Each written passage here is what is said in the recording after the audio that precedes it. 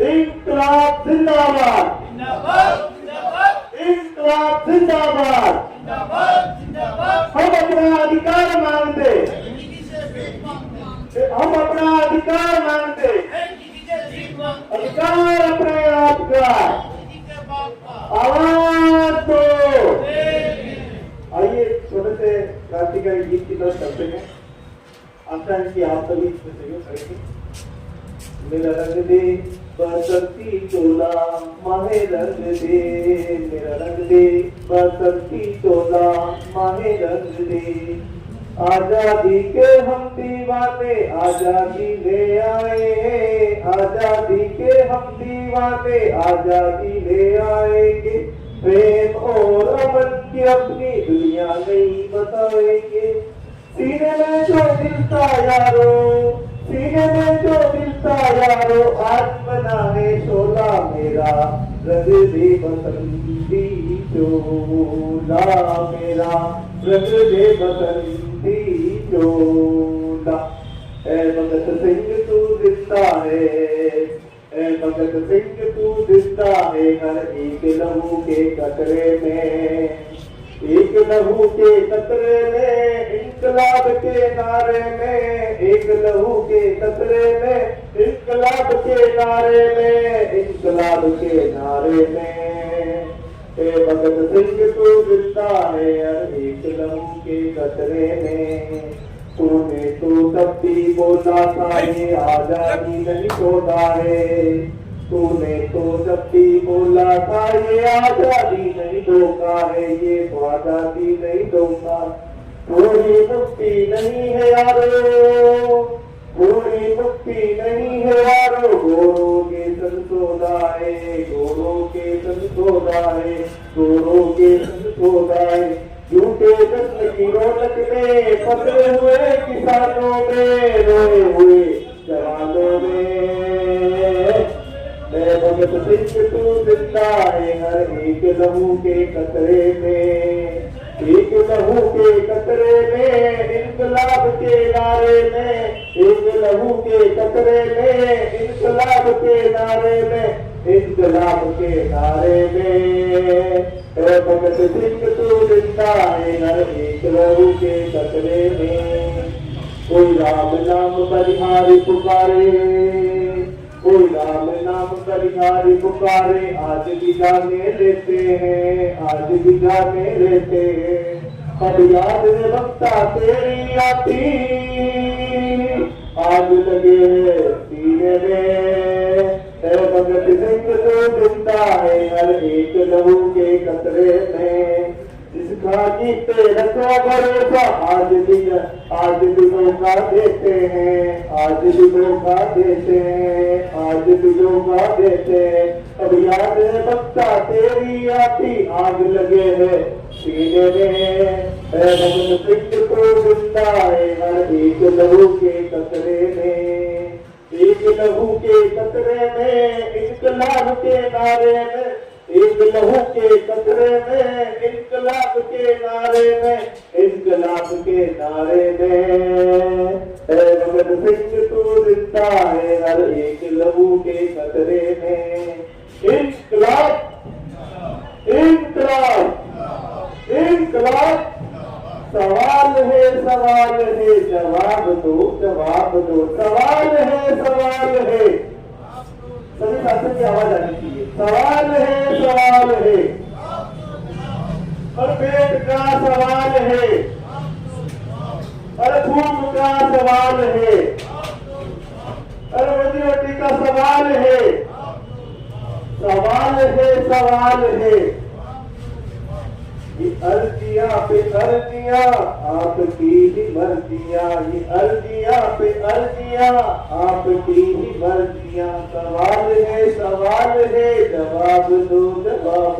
सवाल है जवाब दो, जवाब दो। शिड्यूल खाए फैसले आपकी ही मर्जियां, ये आपकी ही अर्जियां, ये आपकी ही मर्जियां। इंकलाब जिंदाबाद, इंकलाब जिंदाबाद। हम अपना अधिकार मांगते, धन्यवाद साथियों।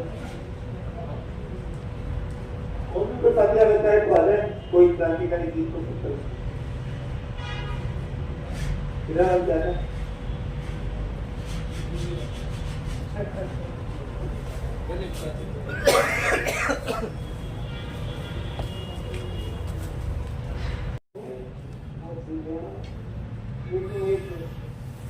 जमानो एडो आयो रे राज चोराणो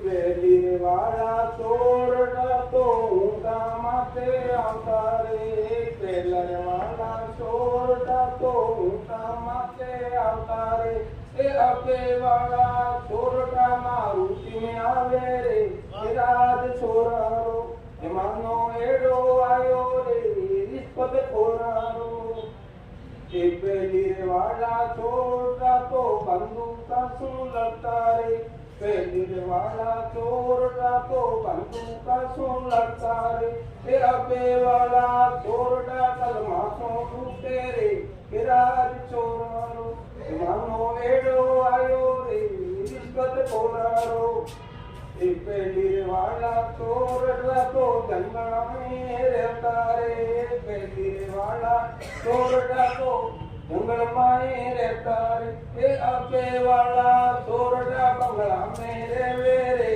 राज चोरारो जमानो एडो आयो रे रिश्वत खोरारो।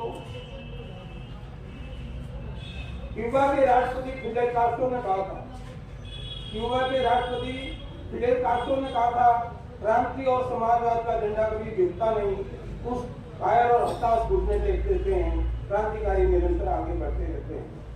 तो क्यों सिरागो के मसीहा तीर की छटती नहीं और तेरे हाथों की रफ्तार बिल्कुल घटती नहीं, तो माना कि तेरे सिर पर लटकी हुई शमशीर है, खूनी सैदा से सिर की मजबूती नहीं, तो भूख गरीबी और बदहाली और शोषण जब तक भी जारी है, भगत सिंह की कसम लड़ने की तैयारी है, तो बंगलों की नींवें दूजेगी और आएगा तूफान और गली गली में गूंजेगा भगत सिंह का ऐलान, सरफरोशी की तमन्ना अब हमारे दिल में है, देखना है जोर कितना बाजुए कातिल में, इनकलाब जिंदाबाद। मैं कहता था नहीं सब बात बिगड़ जाएगी, और मैंने कहीं कुछ कह दिया तो गाड़ी हट जाएगी। चोरों के पांव बड़े कच्चे होते हैं और कुर्सी भक्त नेताओं में कम सच्चे होते हैं। जखीरे का हिसाब पूछ लिया तो असली लग जाएगी। मैं कहता था ना कि सब बात बिगड़ जाएगी, और मैंने कहीं कुछ कह दिया तो गाड़ी हट जाएगी। हेड अंगूठा छाप में पर जन प्रतिनिधि हैं, आंसू मगरीले बहते हैं पर करुणा नीति है। हम ठान चुके अपने दिलों में हर जालिम से टकराएंगे, तुम बनो रुकावट राहों की, हम आगे बढ़ते जाएंगे। धन्यवाद। जिंदाबाद।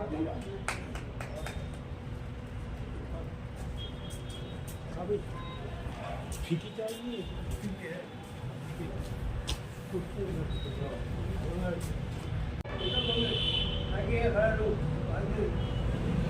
कोई गीत कोई अच्छा संदेश देना चाहे तो समय में अपने पास आ जाए।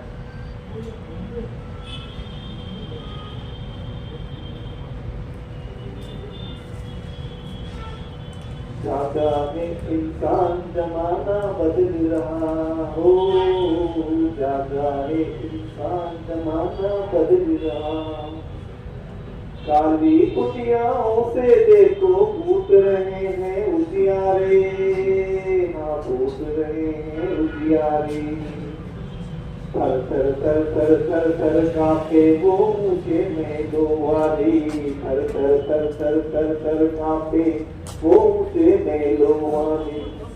दो दिन का मेहमान जमाना बदल रहा हो, जागा इंसान जमाना बदल रहा। उठा है तूफान जमाना बदल रहा।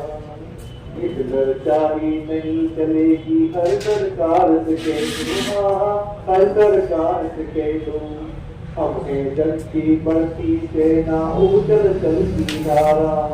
होगा नया विधान जमाना बदल रहा। जागा है इंसान जमाना बदल रहा। ओ चाहे तूफान जमाना बदल रहा। जागा है इंसान जमाना बदल रहा। धन्यवाद। शुरू करो।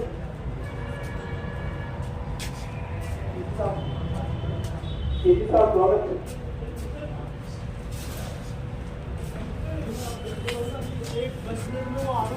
अच्छा जी, जगदीश राज श्रीमानी को आमंत्रित करता हूँ कि वो मंच पर आकर अपना स्थान करें।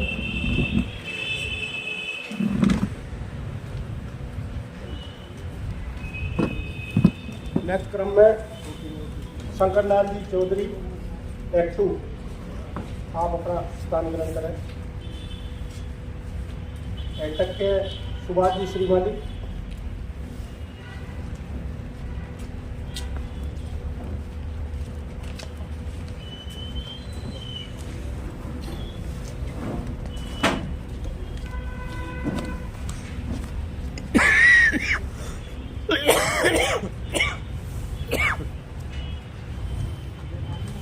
C2 के कॉमरेड राजेश जी,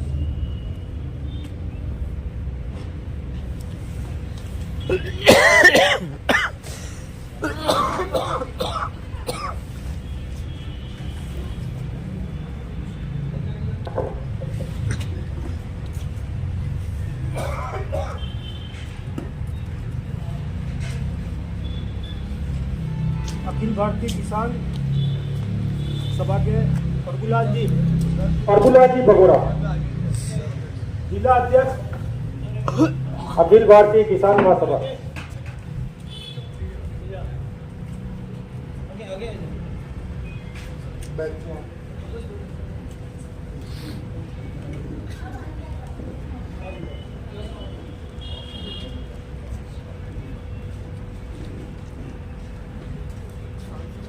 घरेलू कामगार महिला श्रमिक संगठन सिस्टर श्रीमती कीर्ति सिस्टर, आप अपना स्थान ग्रहण करें।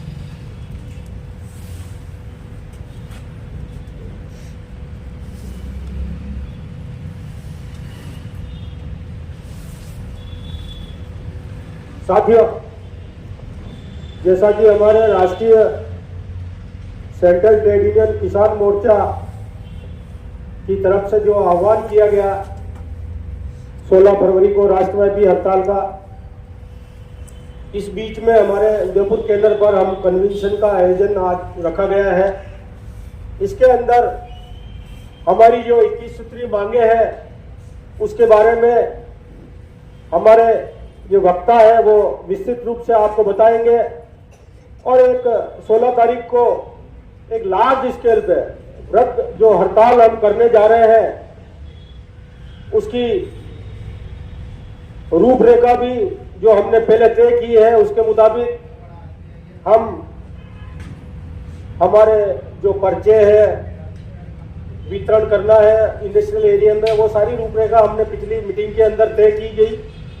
आज हम इस कन्वेंशन के माध्यम से जो संगठन के नेता आए हुए हैं, किसान संगठन और ट्रेड यूनियन के, उनको ये हम बताने जा रहे हैं कि भाई किस तरह से हमारा ये कार्यक्रम का हम सफलतापूर्वक हड़ताल को जो राष्ट्रीय लेवल के आह्वान है और इन मांगों के साथ में ही हम द्वारा जिला कलेक्टर राष्ट्रपति को एक ज्ञापन भी उस दिन देंगे। उसकी शुरुआत में आज हम यहाँ एकत्रित हुए हैं।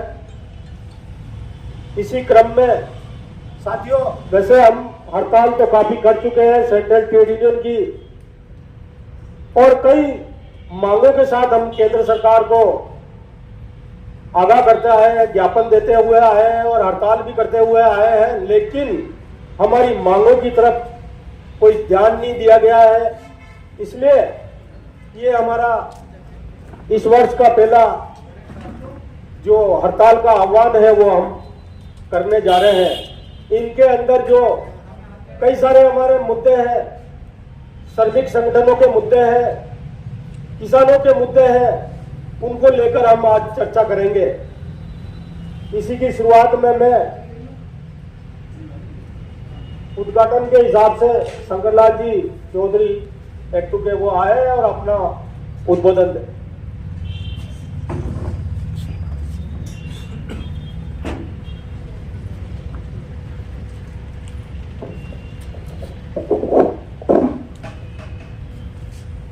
सम्मानित मंच,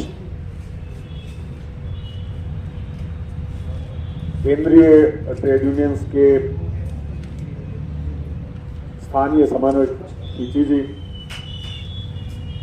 इंटक के प्रदेशाध्यक्ष श्री जगदीश राज श्रीमाली, C2 के श्री राजेश सिंघवी जी, सिस्टर कीर्ति और उपस्थित सभी साथियों,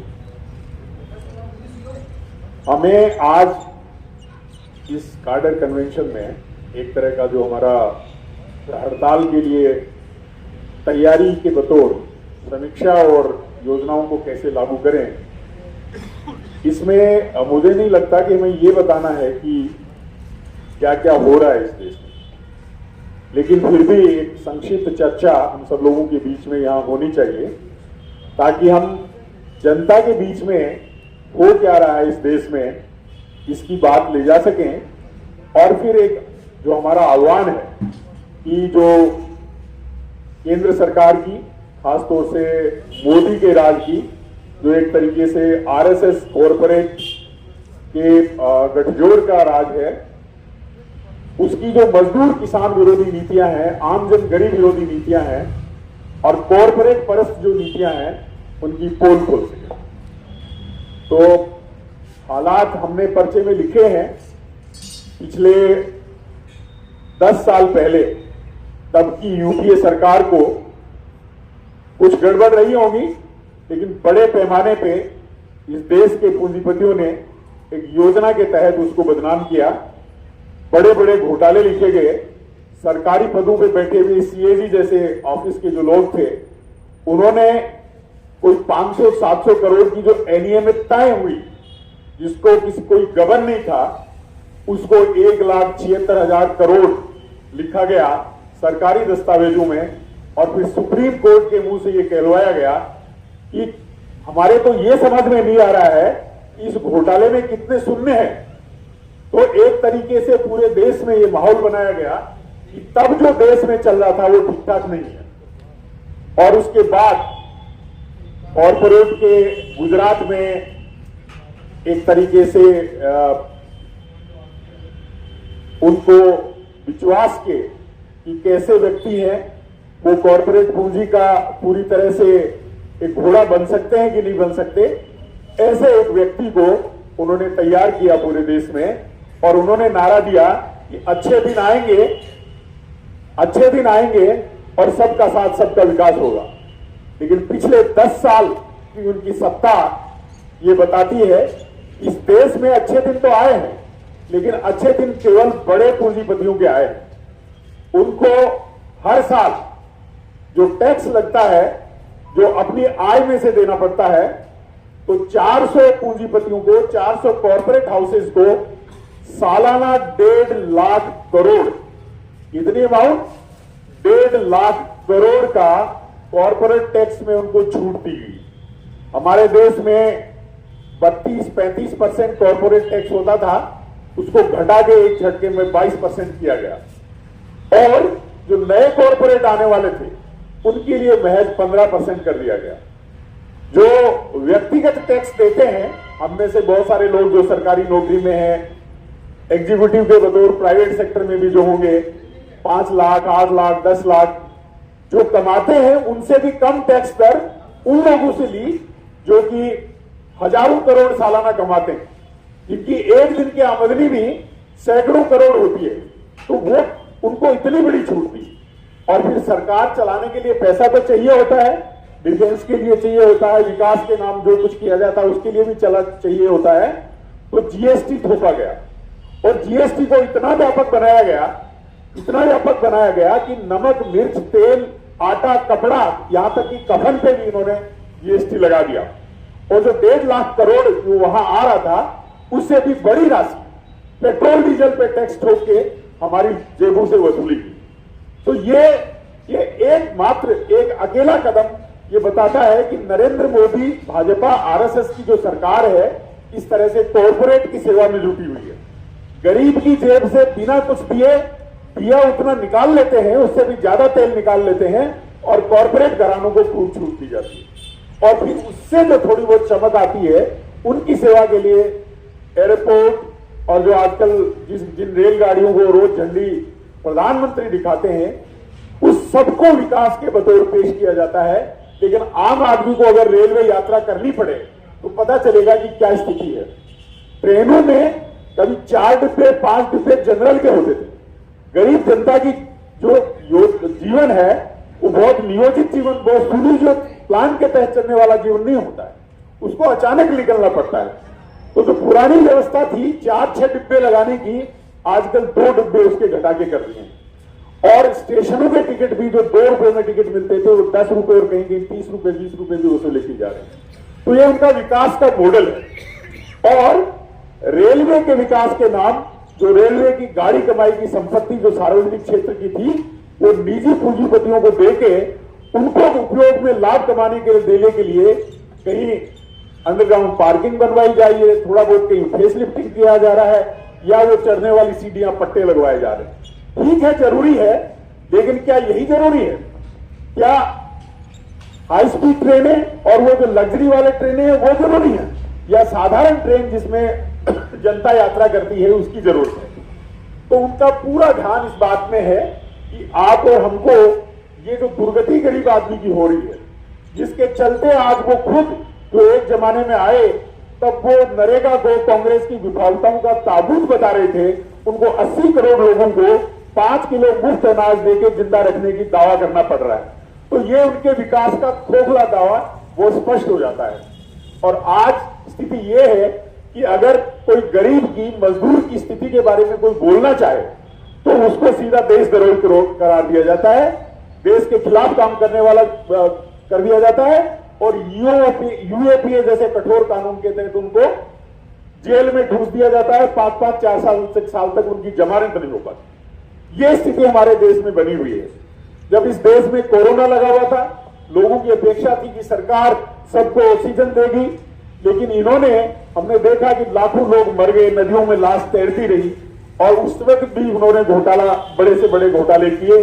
अहमदाबाद में जिस तरह से एक हॉस्पिटल में आग लगी, जिस तरह से एक ही दिन में 50 लोग मरे, गंगा नदी में तैरती लाशें हमने देखी। उस मौके को उन्होंने किस रूप में उपयोग में लिया वो हम सब जानते हैं। किसान और मजदूर इस देश की 80% जनता है। 140 करोड़ में से लगभग 115 से 120 करोड़ जनता वही है, और दोनों के खिलाफ षड्यंत्र करके उन्होंने पार्लियामेंट में कानून पेश किए, और पूरे विपक्ष पे धकिया के एक तरीके से बिना किसी चर्चा के हम सब ने देखा कि किस तरह से किसी के काले कानून बनाए गए। और जो वर्षों से मजदूर वर्ग की लड़ाई के चलते जो 44 श्रम कानून थे, जो सामूहिक सौदेबाजी का हथियार थे मजदूर वर्ग के, एक पूंजी के बराबरी के गैर बराबरी की लड़ाई नहीं हो, मजदूरों के हक की लड़ाई लड़ी जा सके, एक कलम में उसको खत्म कर दिया। और श्रम संहिताओं के नाम पे वो कॉर्पोरेट के लिए किस तरह से कोल्हू में मजदूर को जिस तरह से पीस लिया जाए, इस तरह के 4 कानून बना दिए। अब वो कह रहे हैं अभी तक तो लागू नहीं किए थे, नोटिफिकेशन नहीं हुआ था, लेकिन जैसे ही ये चुनाव आने वाला है उसके तुरंत बाद ये नोटिफिकेशन करेंगे। इस सरकार की ये आदत बन गई है, कानून बना के रख लेती है, और जब मौका आता है, जब जनता कमजोर होती है और वो ताकत में आते हैं, उस वक्त उसको लागू कर रहे हैं। अभी तक 2000 तब के आज से 5 साल पहले 6 साल बने हुए कानून लागू नहीं किए गए हैं, लेकिन उनका तय है, उनके नोटिफिकेशन तैयार पड़े हैं। 2024 के चुनाव में, आने वाले चुनाव में अगर फिर से मोदी की सरकार आ गई, अगर फिर से भाजपा आरएसएस की सरकार आ गई, तो तय मानिए कि इस देश के किसानों और मजदूरों के लिए कोई जगह नहीं होगी। यहाँ केवल कॉर्पोरेट लूट का ग्राउंड ये पूरा देश बन जाएगा। और इसलिए ये हमारे पास अंतिम मौका है मजदूर किसान को सड़क से उतारने का, और इस गरीब विरोधी मजदूर विरोधी, किसान विरोधी सरकार के खिलाफ उतरने का हमारे पास एकमात्र मौका अभी ये 16 फरवरी है। हम आगे क्या करेंगे उसका प्लान भी उस दौरान बताएंगे। अब जितनी ताकत और जितनी आक्रामकता के साथ इस हड़ताल को, ग्रामीण बंद को सफल बनाएंगे, उतना ही हम इनको पीछे धकेल पाएंगे और इनको कमजोर कर पाएंगे, और ये बहुत जरूरी है साथियों। इसलिए हमको यहाँ से जो कमिटमेंट लेना है उसको हमको पूरा करना है, केवल औपचारिकताओं में नहीं रहे। अगर हमने खाली औपचारिक विरोध कर दिया तो समझ लेंगे कि कोई ताकत नहीं है और हमारा बुलडोजर पूरी तरह से चल सकता है। इसलिए हमको जवाब देना है और बड़ी मजबूती के साथ में उदयपुर में, बाकी जगह देश में हमारे साथी दे रहे हैं जवाब, यहाँ भी हमको मजबूती के साथ जवाब देना है।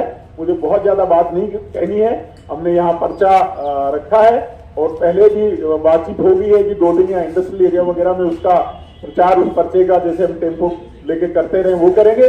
और पूरी जनता में हम ये बात जो है, मजदूर किसान जितना रोज कमाने खाने वाला आदमी है, जो अपनी मेहनत का जनता है, उसके बीच में हमारे को ये सारी बातें ले जानी है और उनसे अपील करनी है कि जो भी उनका काम है उस दिन वो एक दिन के लिए बंद रखें। जिस तरह से भी एक दिन उनको साथ, हमारे साथ खड़ा होना होगा, ये बात उनको समझ में आएगी, तभी हम इस लड़ाई को मुकम्मल रूप से लड़ पाएंगे। बस संक्षेप में मुझे इतनी बात कहनी थी। Thank you. इंकलाब जिंदाबाद।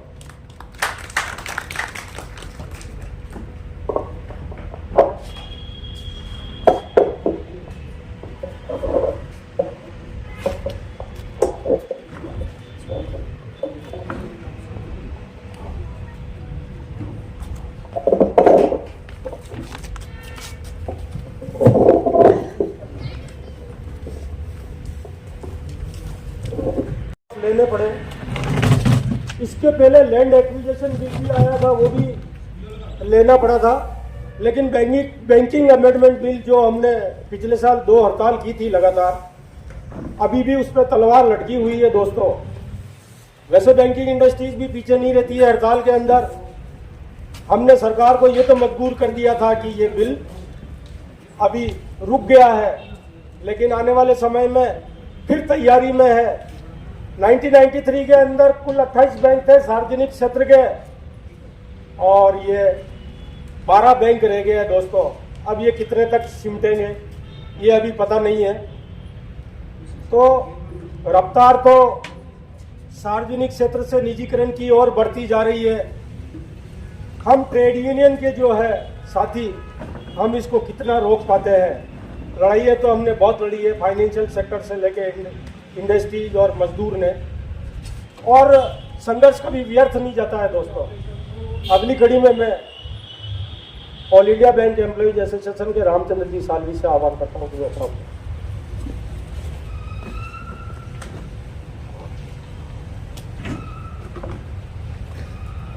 सम्मानित मंच,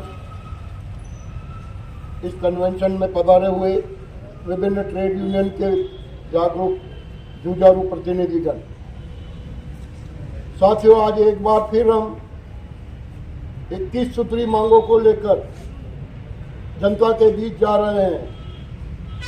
इन मांगों के अंदर जो मांगे दिखाई दे रही है वो किसी सैलरी और वेज रिवीजन की मांगे नहीं है। ये आम जनता के, मजदूर किसानों के संबंधित मांगे हैं। इन मांगों को लेकर समय समय पर हम संघर्ष करते आए हैं, लेकिन हमारी उस संघर्ष में कुछ कमजोरी रही है। विगत 10 साल से जो निजीकरण की मांग है, बैंक से लेके सार्वजनिक क्षेत्रों के निजीकरण की जो मांग है, उस मांग पे सरकार ने कोई ध्यान अभी तक नहीं दिया है। इसका हमें मुकाबला हड़ताल, धरना प्रदर्शन के माध्यम से तो करना ही है, लेकिन इसका मुकाबला हमें राजनीतिक ताकत के माध्यम से भी करना पड़ेगा, क्योंकि जो भी आज दिन तक फैसले करते आए हैं ये राजनीतिक ताकत के माध्यम से करते आए और जनता के ऊपर थोपी जाती है, जनताओं से कोई राय नहीं ली जाती है। इसी कड़ी के अंदर अभी लेटेस्ट में एक हिट और रन कानून लेके आए हैं, जिसके तहत आप देखो कि केवल कोई ट्रक ड्राइवर ही उसमें नहीं आता है दायरे के अंदर। उसके अंदर आम जो गाड़ी चलाने वाला है, जो 2 व्हीलर से लेकर 4 व्हीलर तक, वो सब उस दायरे के अंदर आते हैं। तो ऐसे ऐसे काले कानून ला के हमारे जनता के ऊपर जो तानाशाही बरत रही है ये जो सरकार, उसका मुकाबला करने के लिए हमें मजदूर किसानों को एक होना होगा और हम समय समय पर इसके लिए एकजुट होकर अपने इस कार्यक्रम को आगे बढ़ाते आए हैं। साथियों, कार्यक्रम तो ये 21 सूत्री मांगों का बहुत लंबा चौड़ा है कहने को तो, लेकिन बस संक्षेप में मैं इतना ही कहूँगा कि हम कंटिन्यूस ऐसे कार्यक्रम करें हर 3 साल, 3 महीने में, 4 महीने में, क्योंकि आने वाला समय हमारे लिए बहुत बुरा है। केंद्र में जो फांसीवादी सरकार है, राजस्थान में भी वही सरकार है, हमारे लिए बहुत बड़ी चुनौती है जिसका सामना हमें हमेशा करना पड़ेगा। इसी के साथ साथियों, मैं अपनी बात को विराम देता हूँ। जय भीम, जय भारत, इंकलाब जिंदाबाद। साथियों, धन्यवाद रामचंद्र जी।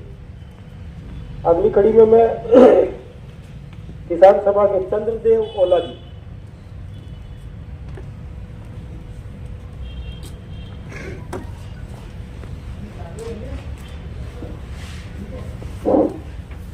सम्मानित मंच, 16 फरवरी को संयुक्त किसान मोर्चा और औद्योगिक जो केंद्रीय ट्रेड यूनियंस है उनके संयुक्त तत्वाधान में ग्रामीण भारत बंद और जो औद्योगिक जो क्षेत्र है या शहर है उनको बंद कराने का आह्वान केंद्रीय संगठनों तथा संयुक्त किसान संगठनों ने लिया।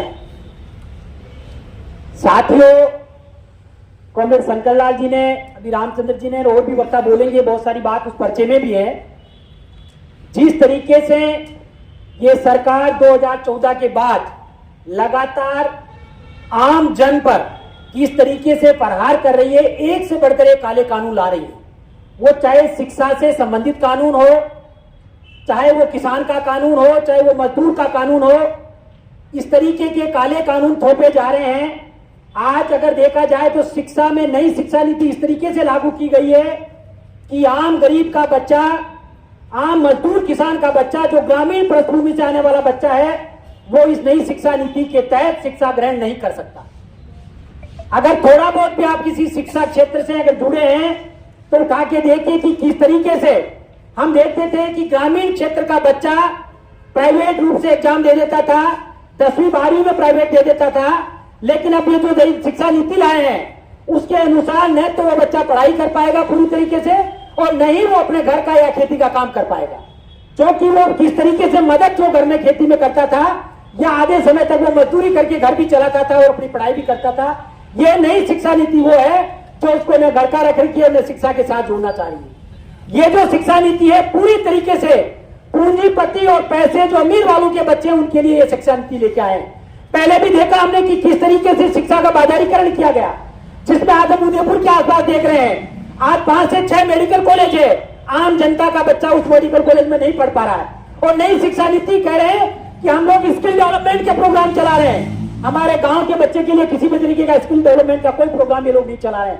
केवल एक बात का दिखावा है, प्रचार है। जिस तरीके से आज ये राजस्थान में सरकार आने के बाद संकल्प यात्राओं के तहत लोगों को गुमराह किया जा रहा है कि हम लोग 450 रुपए में गैस की टंकी दे रहे हैं, आपको किसानों को सम्मान निधि के तहत आपको 8,000 रुपए दिए जा रहे हैं, या बिजली का बिल 300 यूनिट अब आपको दे रहे हैं। ये सब इनका छलावा है, ये सब इनकी बदमाशी है। और ये चीज ये मोदी सरकार हम लोग देख रहे हैं कि गुजरात में भी करते हैं और 2014 के बाद लगातार इस देश की आम जनता के साथ इस तरीके का खिलवाड़ करते हैं।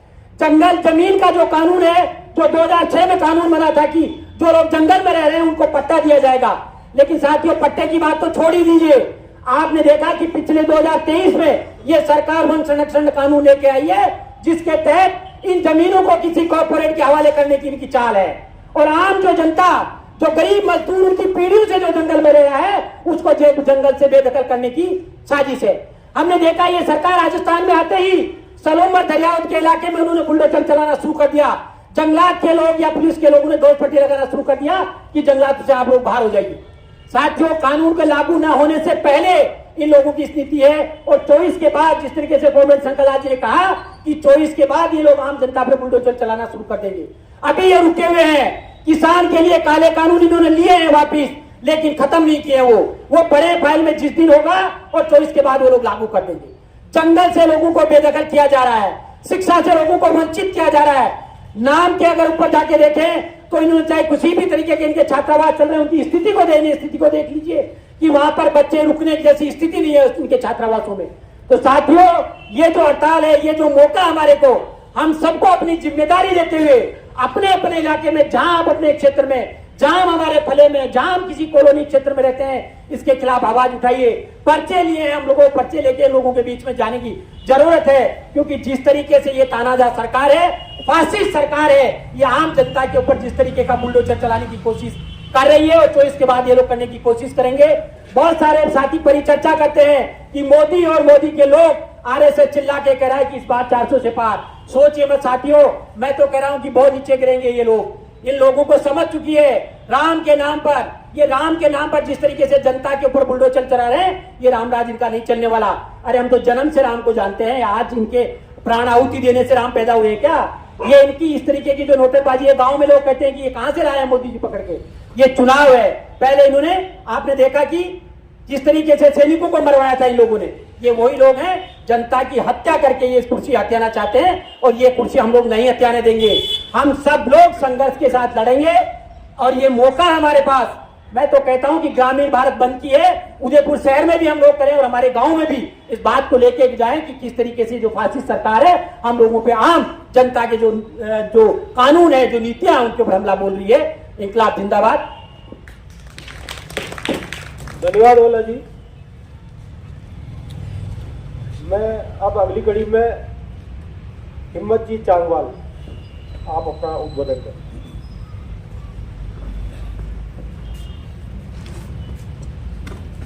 सम्मानित अध्यक्ष मंडल और कन्वेंशन में उपस्थित किसान मजदूर प्रतिनिधिगण, साथियों, ये मजदूर और किसान की लड़ाई काफ़ी अरसे से चली आ रही है।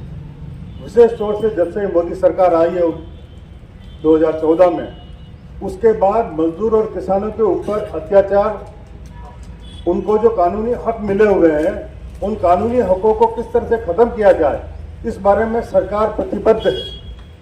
और आम जनता, आम मजदूर और किसान का ध्यान उस तरफ से हटाने के लिए वो हमेशा मंदिर राम का, कभी किसी चीज का इस तरह से वो मुद्दा लाती है जिससे मुख्य जो समस्याएं हैं उन समस्याओं से उनका ध्यान हट सके। साथियों, जो श्रम कानून का जिस तरह से उन्होंने वो किया है, ये 44 कानून को समाप्त करके 4 श्रम कानून लेके आए हैं, और उनको लागू करने की पूरी तैयारी है। ये बात सही है, पूर्व वक्ताओं ने कहा है कि 2024 में अगर ये सरकार दोबारा आ गई तो ये श्रम कानून लागू हो जाएंगे, और मजदूर को जिस तरह से उनको अधिकार मिलने चाहिए, जिस तरह से उनका मिनिमम वेज होना चाहिए, वो मिनिमम वेज आज भी नहीं मिल रहा है। आपने देखा कोविड के दौरान सारे मजदूरों की नौकरियां चली गई, काम धंधा ठप हो गया, मजदूर सड़क पे आ गए, भूखे मरने लगे उनके परिवार। लेकिन जितने अमीर उद्योगपति है उनकी संपत्तियों में बहुत ज्यादा बढ़ोतरी हो गई, लेकिन मजदूरों की जो मिनिमम वेज है, मजदूरों का जो तनख्वाह है, मजदूरों का जो वेज है, उस वेज में आज भी बढ़ोतरी नहीं हुई है। हमारी मांग 26,000 मिनिमम वेज किया जाए, उस मांग के ऊपर सरकार कोई ध्यान नहीं दे रही है। सरकार का ध्यान सिर्फ इस तरफ है, वो ध्यान इस तरह से भटका रही है कि देखो जी हमने मंदिर बना दिया। कल पार्लियामेंट में मोदी जी कह रहे थे कि एक ऐतिहासिक क्षण है कि मंदिर बनाया सरकार ने, और ये सरकार का काम मंदिर बनाना है। सरकार का काम है जनता के लिए सेवा करना, जनता की सेवा करना सरकार का काम है, जनता के लिए काम करना सरकार का काम है। लेकिन जनता के लिए क्या काम हो रहा है? आज भी अगर आप देखें तो बजट भाषण में सीतारमन ने कहा है कि 80 करोड़ लोग इस देश में भूखे हैं। आज भी देश का विकास की बात करते हैं कि मोदी जी ने बहुत विकास किया, इस सरकार ने बहुत विकास किया। जिस विकास विकसित देश में या जहां विकास हो रहा है, जो 10 साल से जो विकास कर रहे हैं, 9 साल से जो विकास कर रहे हैं, उस विकास में 80 करोड़ जनसंख्या भूखी है और उनको सरकार को मुफ्त अनाज देना पड़ रहा है। ऐसे हालात के अंदर कैसे कह सकते कि विकास हो रहा है? सरकार जिस तरह से जो ऐसे कानून लेकर आ रही है जिससे कि आम जनता को परेशानी हो, आम जनता को दुखी हो, आम जनता परेशान हो। किसानों के लिए 3 किसानों के लिए कानून लाए थे, किसानों ने विरोध किया, कानून को वापस लेना पड़ा। लेकिन उस वक्त सरकार ने जो एमएसपी के बारे में कहा था कि एमएसपी के लिए कानून लाए, वो सरकार अभी तक नहीं लाई। किसान आंदोलन खत्म हुए कई साल हो गए, लेकिन अभी तक उसके बारे में चर्चा भी की ना बजट में चर्चा है, ना राजस्थान के बजट में चर्चा है, ना देश के बजट में चर्चा है। राजस्थान की सरकार आई, इतने गुमराह करके लोगों को बेवकूफ बनाया, कई गारंटियां दी, ये कहा कि आते ही पेट्रोल के दाम कम हो जाएंगे, लेकिन अभी बजट के अंदर भी पेट्रोल के दाम करने का उनका कोई प्रावधान नहीं है। और सरकार का ऐसा कोई प्लान ही नहीं है कि मजदूर और किसान को वो लाभ दिया जाए जिसके वो हकदार हैं। साथियों, ये सब जो लड़ाई चल रही है, जब तक ये बात सही है, जब तक मजदूर और किसान मैदान में नहीं आएगा, तब तक इससे हम पार नहीं पाएंगे। 16 तारीख का जो ये मौका है, ये लोकसभा चुनाव के पहले ये आखिरी मौका है कि जिसके ऊपर हम मजदूर और किसान अपनी ताकत को दिखा सकें और इस सरकार को ये कह सकें कि मजदूर और किसान आपके खिलाफ है। अगर आपकी यही नीतियां चलती रही, यही उद्योगपति परस्त और मजदूर किसान विरोधी नीतियां चलती रही, तो ये मजदूर और किसान आपको वापस सत्ता में नहीं आने देगा। 16 तारीख की हमारी जो रैली है, वो किसी भी तरह से इतनी कामयाब रैली होनी चाहिए। पूरे देश में ये माहौल चल रहा है, पूरे देश में ये कामयाब रैली होगी। उदयपुर में भी हमें हर घर से, हर मजदूर को, हर किसान को, हर गांव के निवासियों को, क्योंकि ग्रामीण बंद भी है और इंडस्ट्रियल स्ट्राइक भी है, तो दोनों मजदूरों को और किसानों को, दोनों को हमें उस रैली के अंदर लाना है, अपनी ताकत दिखानी है। यही मेरा जो है इस कन्वेंशन में आप लोगों से आह्वान है, आप लोगों से अपील है। इतनी बात कहकर मैं अपना बात समाप्त करता हूँ। इनकलाब जिंदाबाद। इनकलाब। धन्यवाद सांगवान जी। मैं अगली कड़ी में अखिल भारतीय हमारे सभी साथी, मंच पर विराजे हुए साथीगण, साथियों, हमारा जो 21 सूत्री मांग पत्र है, जिसमें हमको 16 तारीख को दमखम लगा करके उनको प्रोग्राम करना है। तो 20 सूत्री हमारा मांग पत्र है और मांग पत्र का मकसद में हम पूरे देश भर में ये प्रोग्राम करने जा रहे हैं, जिसको लेकर के तैयारी अच्छी करें। और हम भी किसान सभा और CI2 ये केंद्रीय कमेटी द्वारा जो राष्ट्रीय स्तर पर अपना ये प्रोग्राम है आंदोलन का, रास्ता रोको भारत बंद का आंदोलन का है, तो करेंगे हम। फलाशा में करेंगे। झाड़ोल के साथी भी आए हैं, कोड्डा के साथी आए, जगदीश जी साथी वगैरह, ये भी चर्चा करेंगे, जो बता देंगे। इस प्रोग्राम को हम, भारत बंद के प्रोग्राम को हम दमखम से करना होगा। सरकार की नीतियां जो है वो किसान मजदूर मेहनत कशों के खिलाफ इनकी जो नीतियां हैं वो आए दिन, अभी उन्होंने जोर लगाया है निजीकरणों पर, चाहे शिक्षा हो, चाहे ट्रेनें हो, चाहे गांवों में खाद्य सुरक्षा में भी कटौती कर दी।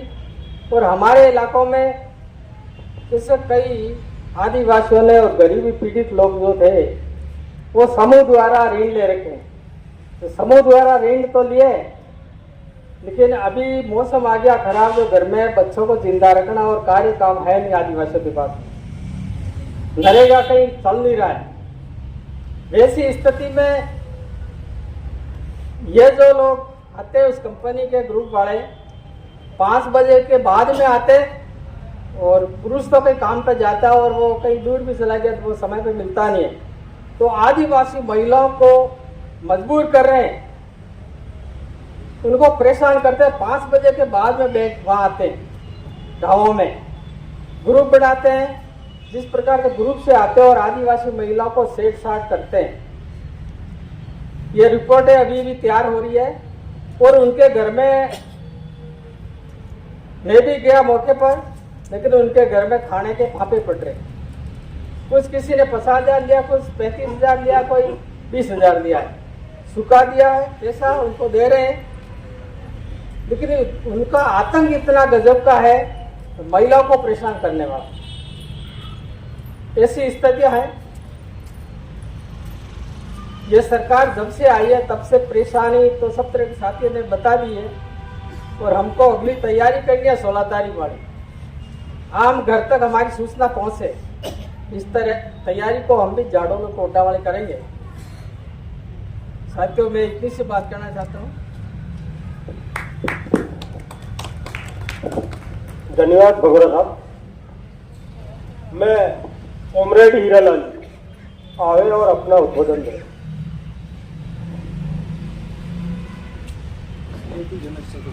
CI2 के जनरल सेक्रेटरी बड़े जोशीले अंदाज में बोलेंगे।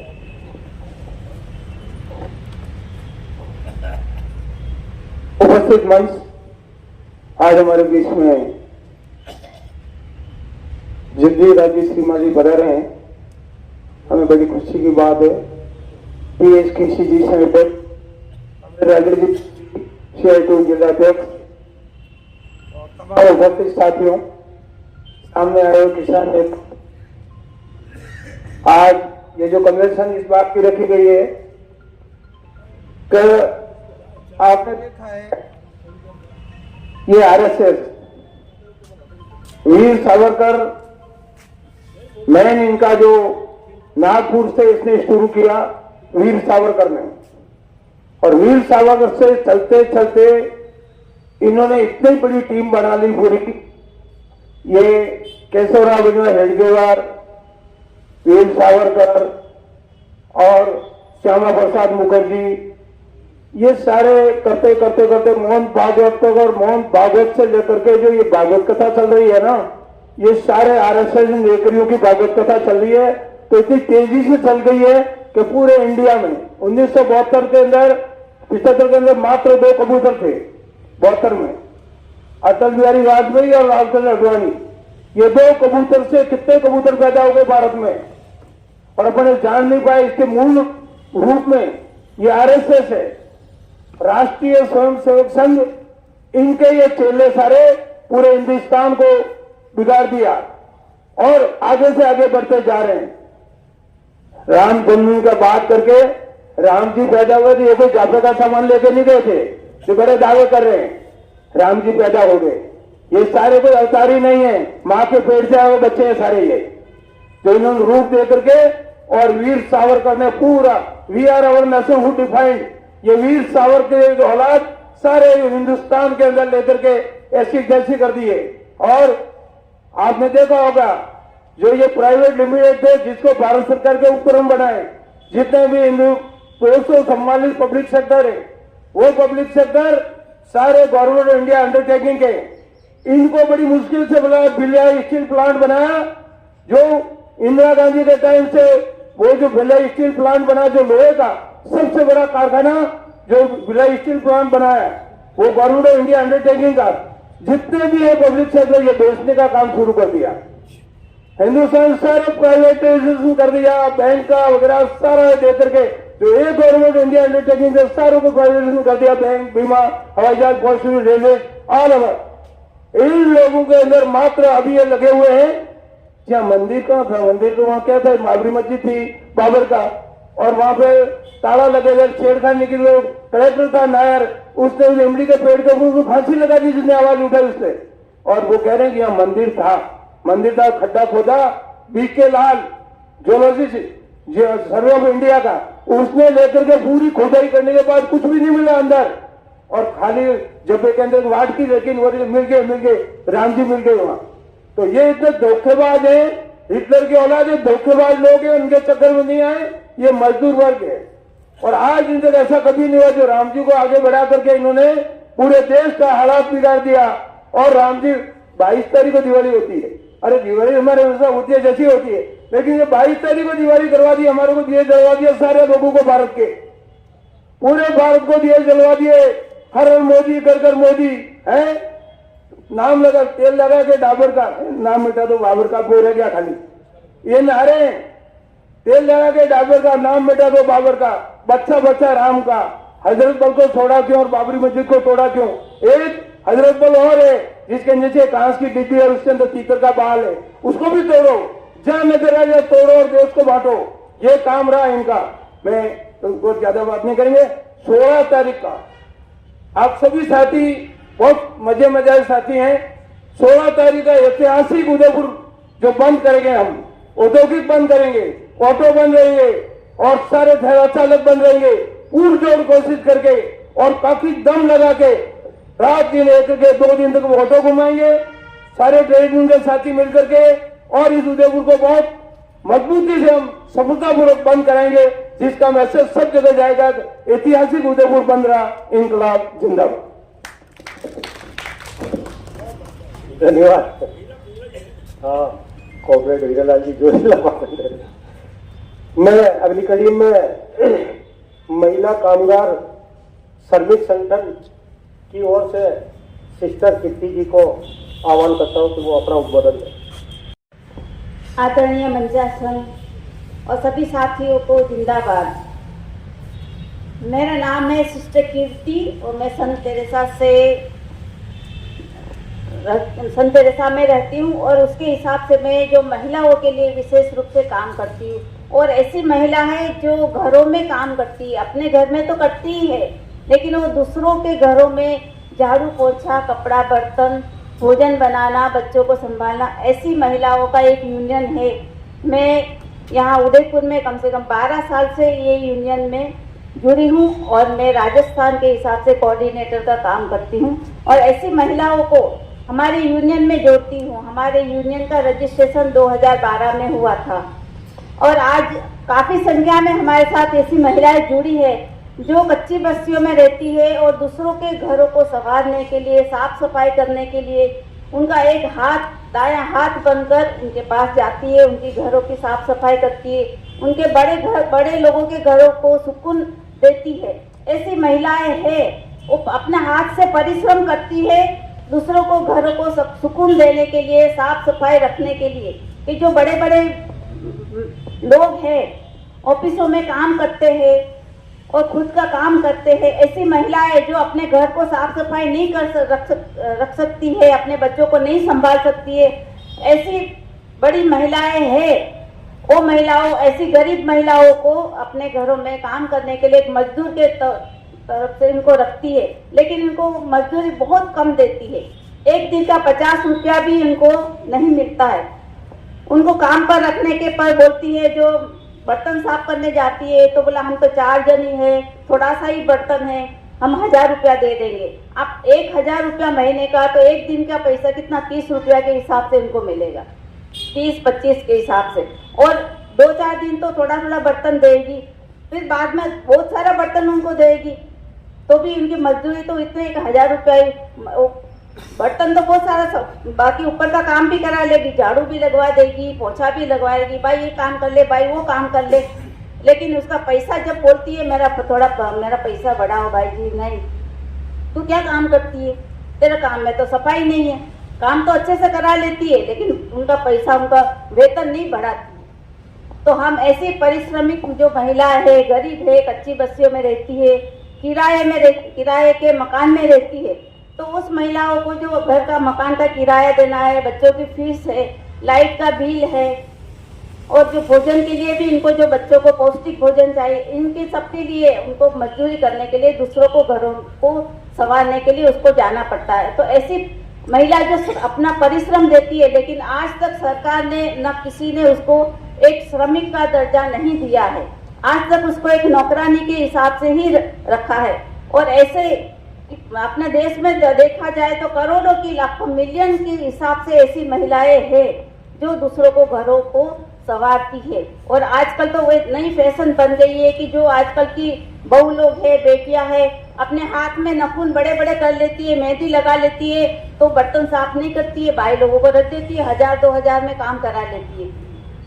तो ऐसी महिलाओं को भी हम मानते हैं कि ये महिलाओं को एक श्रमिक का दर्जा मिले, उनका काम का सम्मान हो, वो हम चाहते हैं। इसलिए हमारे यूनियन की तरफ से मैं इन महिलाओं को प्रोत्साहन करती हूँ। और आप लोग जो, हमारा भी एक ट्रेड यूनियन है, तो आप लोगों के साथ जुड़ कर के मैं आप लोगों से भी विनती करती हूँ कि ऐसी महिलाओं के लिए भी उनको सही दाम मिले, उनका काम का सम्मान मिले, इसके लिए हम प्रयत्न कर रहे हैं। और 16 तारीख को भी जो भी हम रैली करने जा रहे हैं, तो हम चाहते हैं अधिक से अधिक हमारी कामगार महिलाएं भी इसमें जुड़े और अपने हक के लिए आगे आए, यही मेरी कामना है। जय हिंद, जय भारत।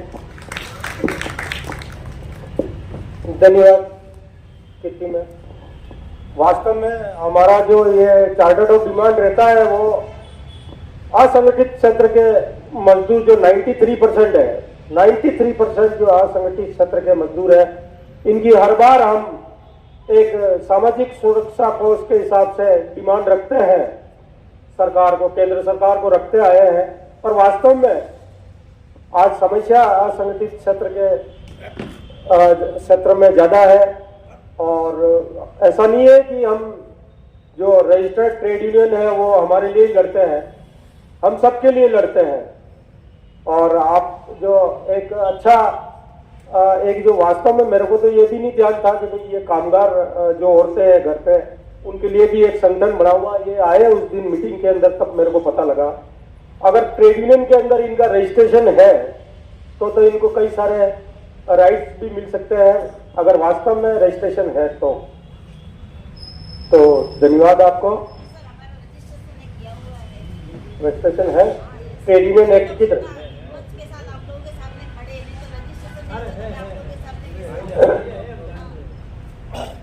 बहुत बढ़िया। मैं अगली कड़ी में कॉमरेड राजेश जी सिंह जी आपको आह्वान करता हूं। कि हमारे इस कन्वेंशन के अध्यक्ष मंडल जगदीश जी शिमाली, सुभाष जी शिमाली, कॉमरेड शंकर जी चौधरी, कॉमरेड प्रभुलाल जी, सिस्टर कीर्ति और उपस्थित सभी संगठनों से साथियों, परसों की बात है, सिस्टर कीर्ति हम लोग बात कर रहे थे मीटिंग के बाद में, जब ये मीटिंग हुई थी 11 तारीख की कन्वेंशन की तैयारी के लिए और 16 तारीख के कार्यक्रम की सफलता के लिए, तो हमने कहा था सिस्टर आपको भी हमारे साथ चलना जो ये प्रोग्राम होगा। तो सिस्टर कहती है कि भाई मेरे इस कपड़ों से प्रॉब्लम होगी, आजकल बहुत ज्यादा प्रॉब्लम होने लगी। ये वाकई जो सवाल है मुझे लगता है बहुत गंभीर सवाल है। हमारे देश में इस तरह का माहौल कर दिया है, चाहे वो मुस्लिम हो, चाहे वो क्रिश्चियन हो, या चाहे कोई और अल्पसंख्यक हो, उसको गाली दो और वोट लो। यानी देशभक्ति को इस हद तक हमने पहुंचा दिया है, नफरत और हिंसा जो करता है वही धार्मिक है। वाकई में ये जो खतरा है वो हमारे देश के लोकतंत्र को, देश के संविधान को भी खतरा है। सवाल इस देश को बचाने का भी है। हम जो आज यहाँ इस बात के लिए इकट्ठे हुए कि देश में जो अभी सत्ता चल रही है मोदी के नेतृत्व में, एनडीए बीजेपी की सरकार, वो किस तरह की नीतियां इस देश में लागू कर रही है। 2014 से लगातार 10 साल हो गए ये शासन में है, और जो भी सरकार में आते हैं उसके पहले कई तरह के वादे करते हैं। हमारी कोई मोदी जी या बीजेपी से या आरएसएस से कोई व्यक्तिगत दुश्मनी नहीं है, और हम लोग ये कहना चाहते हैं कि 10 साल पहले जो कांग्रेस पार्टी के नेतृत्व में जो सरकार थी यूपीए की, उनकी गलतियां थी, कमजोरियां थी, जो भी थी, अगर उनसे बेहतर आज 10 साल में हमारा देश होता तो हम लोग मानते भाई मोदी जी ने वास्तव में देश का विकास किया है। लेकिन चाहे गरीबी के मामले में आंकड़े देख लें, चाहे बेरोजगारी में देख लें, चाहे महंगाई में देख लें, चाहे भ्रष्टाचार में देख लें, चाहे देश में कानून व्यवस्था उसमें देख लें, सारे अगर तथ्यों पे हम लोग जाएंगे तो हर तरह से मोदी सरकार ने देश को डुबाने का काम किया, और एक ही देश में दो तरह के देश बना दिए हैं। एक तरफ शाइनिंग इंडिया है, चमकता हुआ भारत है, और दूसरी तरफ सफरिंग इंडिया है, तड़पता हुआ भारत है।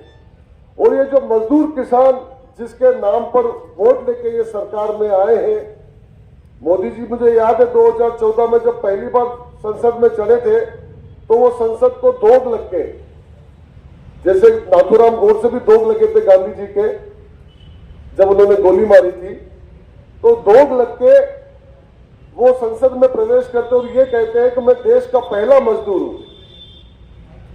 ये उनके शब्द थे। देश के मजदूरों को उम्मीद जगी कि देश के मजदूरों का अच्छा विकास होगा। किसानों से भी वादे किए कि 2022 तक किसानों की आय दुगुनी कर देंगे। हमारे बीच में कॉमरेड प्रभुलाल बगोरा जो आदिवासी क्षेत्र से आते हैं और आदिवासियों में हम लोग काम भी करते हैं, आए दिन ये समाचार आते आदिवासी क्षेत्र से कि लोग मर रहे हैं। हम लोग कहते हैं भूख से मरे, लेकिन प्रशासन और सरकार कहती वो भूख से नहीं बीमारी से मरे हैं।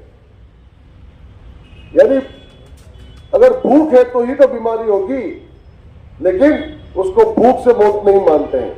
हमारे बीच में अभी ऋषभदेव से भी कुछ मजदूर आए हुए हैं, उनको तनख्वाह, उनको मजदूरी नहीं मिली, 10-12 मजदूर बैठे हैं और पता नहीं कब मिलेगी। किस तरह के कानून है जो कहते हैं हमारे देश में कि श्रमिक कानून बहुत कड़े कानून है देश में, इसलिए विकास नहीं होता है, पूंजीपति निवेश नहीं करते हैं। मैं 30 साल से मजदूरों की वकालत कर रहा हूं, लेकिन मुझे इस बात का दुख होता है कि आज तक मैं एक भी मालिक को जेल में नहीं पहुंचा पाया। हजारों बार उन्होंने कानून की अवहेलना की और रोज कानून की अवहेलना करते हैं। इतने कड़े कानून होने के बावजूद भी मैं किसी मालिक को, नियोजक को जेल नहीं पहुंचा पाया। और मोदी जी ये कहते हैं तो वो कानून बड़े कड़े कानून है, इसलिए उनको 4 संहिताएं बनाई हैं। आपको याद होगा हमारे देश के किसानों के विकास के नाम पे उन्होंने जो कानून लाए थे, 384 दिन हमारे देश के किसानों ने मोर्चा डाला, 500 से ज्यादा किसान संगठन इकट्ठे हुए। और उसके बाद मोदी के बारे में जो कहावत थी कि एक बात जो मैं सोच लेता हूं उसके फिर पीछे नहीं हटता, मैं खुद की भी नहीं सुनता, लेकिन उनको भी पीछे हटना पड़ा। इसलिए हम जो पूरे देश में देखते हैं, हम टीवी देखें, अखबार देखें, मोबाइल देखें, तो सुबह से शाम तक लगता है कि देश आगे बढ़ रहा है, देश विकास कर रहा है। ये बात अलग है, एक आम आदमी जो यहाँ पर बैठा है, गरीब आदमी जो बैठा, मजदूर किसान जो बैठा है, उसकी जो तकलीफें पिछले 10 साल में कई गुना बढ़ गई है। लेकिन टीवी, मोबाइल और अखबार अलग विकास के दावे करते हैं। बिल्कुल विकास हुआ है और वो विकास चंद पूंजीपतियों का हुआ है।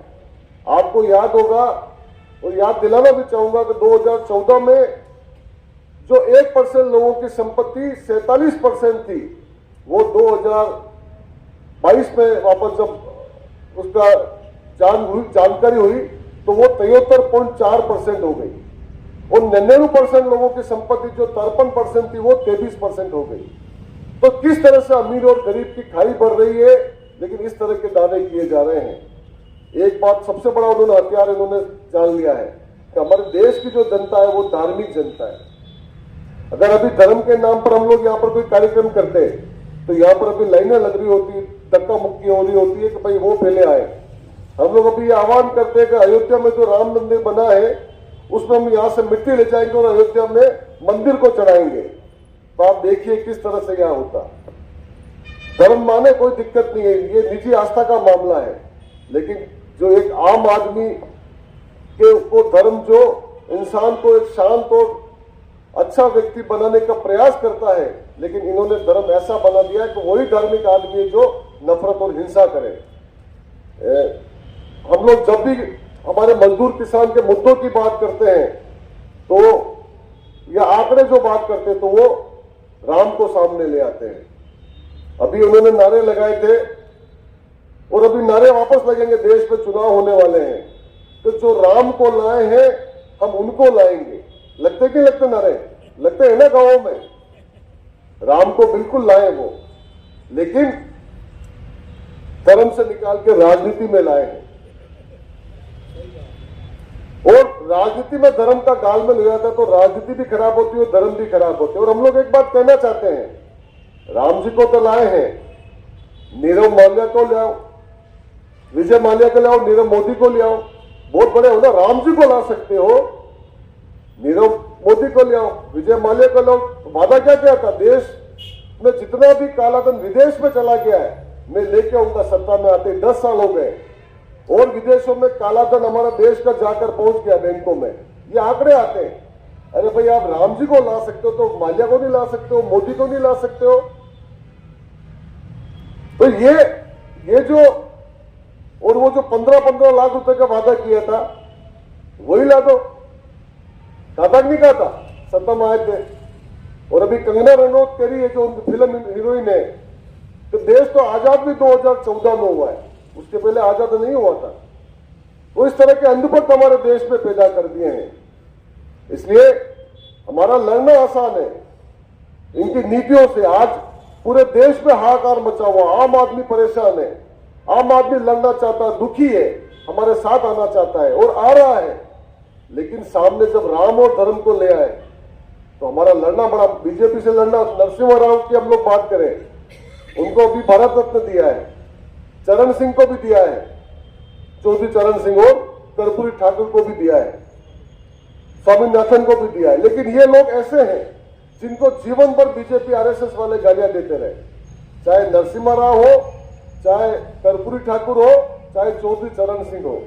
लेकिन जब लगता चुनाव आ रहे हैं तो जाटों के वोट मिल जाएंगे या उनका कुछ इलाका है उससे वोट मिल जाएंगे, फिर कर्पूरी ठाकुर समाजवादी बिहार में उसका असर पड़ेगा, फिर दक्षिण में इनके पत्ते साफ हो रहे तो नरसिम्हा राव को भारत रत्न दे दो। अभी तो मैं कल एक व्हाट्सएप पे एक जोक देख रहा था, तो मोदी जी ये लेके निकल रहे ठेले पे, भारत रत्न लेके निकल रहे हैं। आडवाणी को भारत रत्न दे दिया जिन्होंने देश में दंगे कराए। मतलब अभी उनको लगता है, तो ऐसे ऐसे कई लोगों को जिन्होंने देश को बर्बादी में पहुंचाया, उनको भी भारत रत्न देंगे। वो तो हमारे लिए ठीक है, चलो हम लोग कोई भी सरकारी जो भी सम्मान है उसको हम नहीं लेते, और हम लोग ये इसलिए हम लोग राजनीति में काम करते हैं कि भाई जो देश जिस स्थिति में है और आज जो हमने भी काम किया है, अगर सम्मान लायक देश बने तो हम लोग सम्मान वैसे ही मिल जाता है। आज हमारा देश ऐसा नहीं है जिसमें सम्मान हम लोग ले सके। बहुत भारी चुनौतियां हमारे सामने खड़ी है कि कल क्या होगा, हमारे बच्चों का क्या होगा, हमारा भविष्य क्या होगा। इस तरह का दौर हमारे बीच में चल रहा है। इसलिए साथियों, मैं आपसे अपील करूंगा, आज हम लोग कम लोग जरूर यहाँ पर है, लेकिन उसके बावजूद भी अभी जो हमारे पास 4 दिन 5 दिन पड़े हैं, उसमें घर घर जाके ये पर्चे छपे वो पहुंचा के ये जो संदेश है, और ये संदेश लोकसभा में भी जो चुनाव है उसमें भी हमको जाना चाहिए। अभी ये नारे लगा रहे हैं तो अब की बार 400 पार, एक साइकोलॉजी फिट कर रहे देश की जनता में। पिछली बार 300 पार ही किया था, इस बार तो 400 पार करेंगे, चाहे वो 400 सीट नहीं लड़े लेकिन 400 पार करेंगे। तो देश में इस तरह से माहौल बनाए, जबकि अगर वास्तव में आंकड़े लें, 25 सीटें राजस्थान की थी, 25 लाए थे, तो 25 में से इस बार 40 लाएंगे क्या? गुजरात में 26 थी, 26 में से 26 लाए, क्या इस बार 40 लाएंगे? वहां पर भी कोई आंकड़े नहीं बन रहे, लेकिन ऐसा माहौल बना रहे हैं। और ईवीएम तो इनके पास है ही है, उसमें भी कई तरह की शिकायतें आती है। लेकिन हमारा जो मुख्य मकसद है, इस 16 तारीख को जो हड़ताल है और जो ग्रामीण भारत बंद है, उसके पीछे यही है कि देश की जो आम जनता के जो खुशहाली के मुद्दे हैं वो प्राथमिकता पे आए। राजनीति में हम लोग किसी को पद पे चुनते हैं, वो मंदिर में घंटा बजाने के लिए नहीं चुनते हैं। उसके लिए तो मंदिर मस्जिद में पुजारी मौलवी अपने जो चर्च में जो हमारे फादर है वो सब काम करते हैं। हम लोग कोई राजनीति में किसी नेता को चुनते तो हमारे जीवन को बेहतर करने के लिए चुनते हैं। लेकिन हमारे प्रधानमंत्री रोज सुबह से शाम तक आप देख लो, जैसे फैंसी ड्रेस का जो कंपटीशन होता है स्कूलों में, होता नहीं होता है? हमारे बच्चे जब हम लोग जब छोटे थे तो हमको राम बना के भेजते, हनुमान बना के भेजते, कृष्ण बना के भेजते। तो हमारे जो मोदी जी है वो ये सारे रोल करते हैं, वो बहु रुपया होता है ना, वो सारे रोल करके, और जो जिसका फॉलोवर होता है तो उसको प्रोवाइड करने का काम करते हैं। वो जहां पर जाते वैसे हो जाते हैं।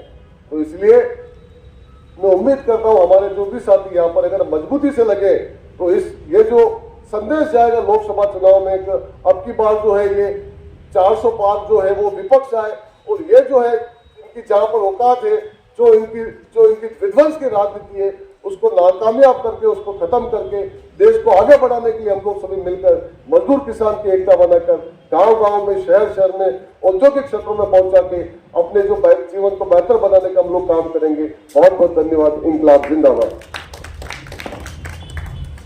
धन्यवाद कॉमरेड यादव जी, बहुत अच्छा आपने वक्तव्य दिया।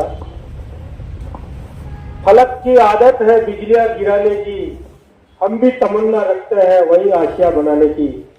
मैं जगदीश राज। मुश्किलों से लड़ने की हमारी आदत बन गई है, मुश्किलें ही अब हमारी इबादत बन गई है। मुश्किलों से हर रोज मुकाबला करते हैं और मुश्किलें ही अब हमारी ताकत बन गई है। 16 तारीख को राष्ट्रव्यापी हड़ताल को सफल बनाने के लिए आज आयोजित इस बैठक में हमारे बीच में कोऑर्डिनेशन कमेटी के कन्वीनर खींची साहब, C2 के भाई राजेश जी, एटक के सुभाष जी, Act2 के चौधरी साहब, बगोरा साहब, सिस्टर कीर्ति और सामने विराजे हुए सभी हमारे मजदूर आंदोलन के साथीगण, सभी वक्ताओं ने आज जो आप और हम जो उपस्थित हुए उसके बारे में अवगत कराया। 16 तारीख को एक बार वापस 10 साल से इस देश में काबिज सरकार के खिलाफ हम लड़ने जा रहे हैं। वैसे लड़ाई तो पिछले मनमोहन सिंह सरकार के समय से जारी है और आप सभी को मालूम ही है कि मजबूती के साथ हम संघर्ष कर रहे हैं, लेकिन तो पिछले 10 सालों में जो पूंजीवाद इस देश में जिस तरीके से हावी हुआ है, गरीब गरीब होता गया और अमीर अमीर ज्यादा ताकतवर हुआ है, ये देश में आपके सामने ही है। हमारा सवाल ये है कि जिस देश को बनाने वाले मजदूर और किसान, देश का निर्माण से लगा के उत्पादन करने वाले मजदूर और किसान, उन मजदूर और किसानों के बिना आवाज उठाए उनके कानूनों को बदला जाता है। कानून की आवाज उठती है, उससे पीड़ित वर्ग आवाज उठाता है, ये कानून हमारे लिए अनुकूल नहीं है, इसमें परिवर्तन किया जाए। वो तो देश में पहले कानूनों में परिवर्तन हुए, लेकिन ये सरकार दोनों वर्ग मांग नहीं कर रहे, उसके बावजूद कानूनों को बदला जा रहा है और वो पूंजीवाद की तरफ ले जाने के ये विडंबना है। और भाई राजेश जी ने, चौधरी साहब ने, हमारे सारे वक्ताओं ने जो ये बातें कही है कि आज सवाल देश के लोकतंत्र और संविधान को बचाने का है। और आने वाले समय में लोग तो ये कहते हैं कि इस चुनाव के बाद क्या देश में लोकतंत्र भी होगा, या चुनाव भी होंगे, या संविधान भी ये रहेगा, ये भी प्रश्न चिन्ह हमारे सामने खड़ा हो रहा है। कहीं एक दलीय व्यवस्था न कर दी जाए इस देश में और संविधान को ही नहीं बदल दिया जाए, ये सवाल भी हमारे सामने आ रहा है। तो ये इस लोकतंत्र को बचाने के लिए, इस लोकतंत्र के होने वाले इस चुनाव के पहले ये आखिरी संघर्ष है। और इस आखिरी संघर्ष को बचाने के लिए दो ही कौम बचा सकती है, वो है मजदूर और किसान। मैं हमेशा कहता हूं कि जिस तरीके से इस जिस्म के अगर ये दो हाथ हमारे देश की, हमारे शरीर की आवश्यकताओं की, दिनचर्याओं की जो पूर्ति करने के लिए ये दो हाथ होते हैं, और ये हाथ अगर हमारे शरीर से अलग कर दिया जाए तो हम बेबस हो जाते हैं। कोई हमें रोटी खिलाए तो खा सकते हैं, कोई कपड़ा पहना है तो पहन सकते हैं। वैसे भारत रूपी शरीर के दो हाथ कमाऊ और उपजाऊ किसान और मजदूर है। अगर इन हाथों को बेबस कर दिया जाए, ऐसे कानून के द्वारा उनको कमजोर कर दिया जाए, तो वो भारत कमजोर हो जाएगा। और ये मोदी जी यही चाहते हैं कि किसान और मजदूरों के हाथों को कमजोर करके उसकी जगह दो उद्योगपतियों के हाथ, अडानी और अंबानी के हाथ बनाना चाहते हैं। अब आप देखिए 10 साल पहले जिस अडानी को गुजरात में कोई नहीं पहचानता था, आज वो देश ही नहीं दुनिया का सबसे बड़ा ताकतवर उद्योगपति बन गया। उसकी पूंजी इतने रफ्तार से बढ़ रही है वो सीमेंट पे कब्जा कर लिया, एनर्जी पे कब्जा कर लिया, पोर्ट पे कब्जा कर लिया, एयरपोर्ट पे कब्जा कर लिया, यानी हर तरफ बढ़ता जा रहा है और ये सरकार के संरक्षण की वजह से बढ़ रहा है। ये आने वाले समय में हमारी मेहनत कश कौम के लिए बहुत बड़ी चुनौती है। इस देश की सारी पूंजी पे कब्जा करके यहाँ के किसान और मजदूरों को एक बदुआ जीवन जीने की स्थिति में लाने के लिए साजिश रची जा रही है और इसलिए अपन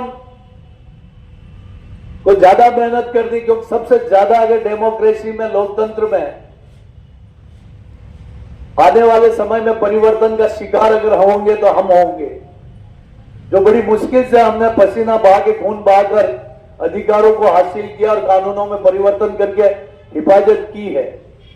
उसकी रक्षा के लिए हमें वापस एक बार पुनः ताकत के साथ 16 तारीख को हमको जवाब देना पड़ेगा, लड़ना पड़ेगा और ताकत के साथ खड़ा होना पड़ेगा।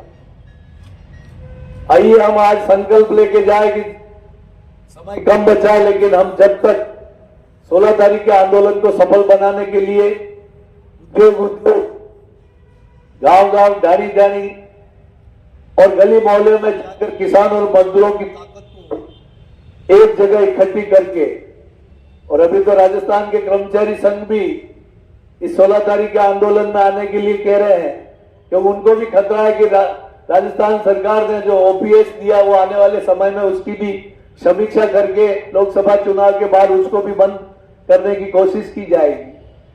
तो ऐसे समय में जो पिछली सरकार ने जो मजदूरों के लिए, किसानों के लिए काम किए थे या कर्मचारियों के लिए, उनको भी समीक्षा में डाला जा रहा है। और कल आपने देखा होगा अखबार में कि गहलोत सरकार की जो 9 महीने की कार्य योजना जो लागू की, उन्होंने उसको समीक्षा में डालकर उसके ऊपर पुनर्विचार करने की कोशिश की जा रही है। ये सारा कॉरपोरेट सेक्टर के दबाव में मजदूर, कर्मचारी, किसान के लिए हित में हुए कामों को रोकने के लिए ये सरकार पहल कर रही है। नई चीज कोई देने का नाम नहीं है, जो मिला उसको रोकने के लिए समीक्षा के नाम पर कमेटियां बनाई जा रही है। लेकिन इस विडंबना है, प्रदेश, देश की जनता इतना सब होने के बावजूद भी अभी भी इनके जो राजेश जी कह रहे हैं धर्म के नाम पर अगर भीड़ इकट्ठी करो तो आपको पैर देने की जगह नहीं मिलेगी। और आज हम इस लोकतंत्र और संविधान को बचाने के लिए, एक गरीब की आवाज को उठाने के लिए अगर लोगों को आह्वान करते हैं तो उसमें लोगों को हमारा समर्थन करने के लिए समय नहीं मिलता। लेकिन हमारे विचारों की लड़ाई है, संख्या में हम कम हो सकते हैं। हमको लुभावने धर्म के नाम पर नारे देकर लोगों की भीड़ इकट्ठा करने की बजाय हम विचारों के आवाज को उठाने के लिए चंद लोग भी हम हमारी आवाज को उठाएंगे और आगे लड़ते रहेंगे। तो मैं यही कहना चाहता हूं, सभी लोग जो हम यहाँ आए, ताकत पूरी अपनी लगाकर इस कार्यक्रम 16 तारीख को जो भारत बंद सामूहिक जो किसान और मजदूरों को एकजुट रहकर इस पूंजीवाद की सरकार को कड़ी चुनौती देने के लिए हमको आगे आकर इसको सफल बनाने के लिए संकल्प लेके जाना है। इस मौके पर आप सभी ने यहाँ आकर और मुझे बोलने का अवसर दिया, उसके लिए बहुत बहुत मैं धन्यवाद देते हुए इन 2 पंक्तियों से अपनी वाणी को विराम दूंगा कि हालात के कदमों से कभी सिकंदर नहीं झुकता और टूटा हुआ सितारा कभी जमीन पे नहीं गिरता। उठती है लहरें समंदर में कहीं ऊंची, पर समंदर कभी तूफान से नहीं डरता, समंदर कभी तूफान से नहीं डरता। जय हिंद, जय भारत, इनकलाब जिंदाबाद। धन्यवाद जगदीश राज जी। वास्तव में आंदोलन हुए वो सर्वहारा और किसान वर्ग ने उसमें बहुत बड़ी अहम भूमिका निभाई है। और हम जब से ये 1991 से इन नीतियों में बदलाव किया और जो नई नीतियां आई उसके साथ ही हम खड़े रहे। हम कई ऐसे हड़तालें और आंदोलन किया जिसमें मजदूर और किसानों ने बढ़ चढ़कर भाग लिया। दोस्तों, संघर्ष कहीं व्यर्थ नहीं जाता है। ठीक है, समय का चक्र है, समय का चक्र घूमता है। ऐसा नहीं है कि स्थितियां हर समय समान रूप से रहे। किनारे कट जाते हैं, सैलाब आने के बाद ताज और तख्त उलट जाते हैं इनकलाब आने के बाद। जब शिरेली भवन के अंदर अगर कोई प्रोग्राम हो रहा हो और शमशेर चाचा के भी अगर 2 शब्द नहीं सुने तो हमें, मुनव्वर चाचा के अगर 2 शब्द नहीं सुनेंगे तो ये कन्वेंशन अधूरा रहेगा। उसके बाद में मैं हमारे सुभाष जी श्रीमानी तैयार है समर्पण के लिए। साथियों, अभी आपने सुना होगा वीर, वीर कौन होता है? सावरकर तो था, नाम था, वीर नहीं था। वीर होता तो माफी नहीं मांगता। वीर तो यहां बैठे हैं, माफी मांगने वाला वीर बन गया सावरकर। सावरकर मतलब छपाया करना, तो नाम ही ऐसा है। अब भगवान की बात कर रहे, राम की। राम के भगवान कौन थे? कोई जवाब है? राम के बाप के नाम कौन भगवान थे? अरे भगवान तो पहले था जब दुनिया पैदा हुई, कोई भगवान नहीं। एक मेरी माँ है, एक धरती माँ, पैदा करने वाली माँ, और धरती माँ के अलावा कोई नहीं है कोई? सब झूठ बोलते हैं। झूठ बोलने में ये पक्के हैं। सावरकर से लेके आगे आ रहे हैं। अरे पूंजीवाद के अलावा, पूंजीवाद है ना, ये गरीब ही रहेगा, अपने आप को, जनता को लूटेगा, और पैसे कितने बांटे तय किया था। उसमें फाइनेंशियल स्थिति के बारे में भी पिछली बार बात हो चुकी है। इंटेक की तरफ से हमारे पास 2000 रुपये आ चुके हैं, और बाकी संगठन जो है इन्होंने, तो उसके बाद में वो चर्चा कर लेंगे। मैं हमारे एटक के सुभाष जी श्रीमानी सुन भी लेते हैं इनको, और धन्यवाद की रस्म भी इनसे दिलवाते हैं।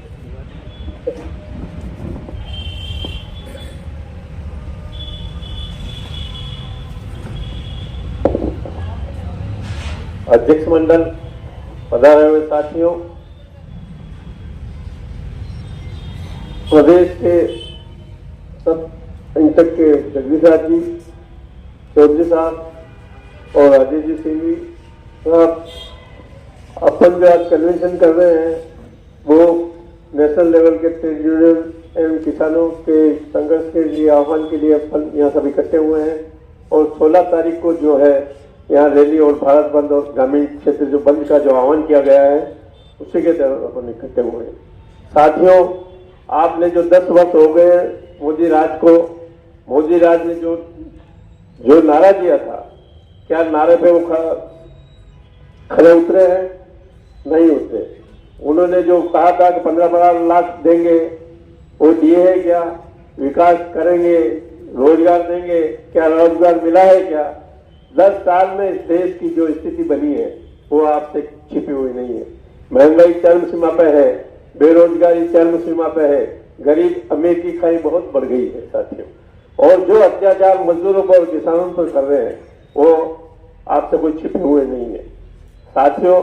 जिस प्रकार से कोविड में मजदूरों के साथ अन्याय हुआ था, हजारों किलोमीटर पैदल चल कर आए थे, मजदूरों की नौकरी चली गई थी साथियों। और ये लोग जो हिटलर के औलाद है, इन्होंने ऐसा कहा कि थाली बजाओ कोरोना भाग जाएगा, ताली बजाओ साथियों तो कोरोना भाग जाएगा। इस प्रकार से ये अंधविश्वास को ये पैदा कर रहे हैं, और ये टेस्ट कर रहे हैं कि किस प्रकार से जो है मेरा कहना पब्लिक मानेगी। तो साथियों, धीरे धीरे ये जो है तानाशाही की ओर बढ़ रहे हैं। जिस प्रकार से हिटलर ने देश के लिए जो है राष्ट्रवाद फैलाया था, उसी प्रकार से ये भी राष्ट्रवाद का नारा देकर के आए थे, और उसी पैटर्न पर चल रहे हैं। और आगे जाने वाली स्थिति ये होगी कि अगर वापस 24 में अगर ये मोदी जी आ गए तो फिर वापस जो है देश में जो है लोकतंत्र खत्म हो जाएगा। और ऐसे में भी सुनने में आ रहा है कि धीरे धीरे जो है हो सकता है कि चुनाव भी नहीं हो।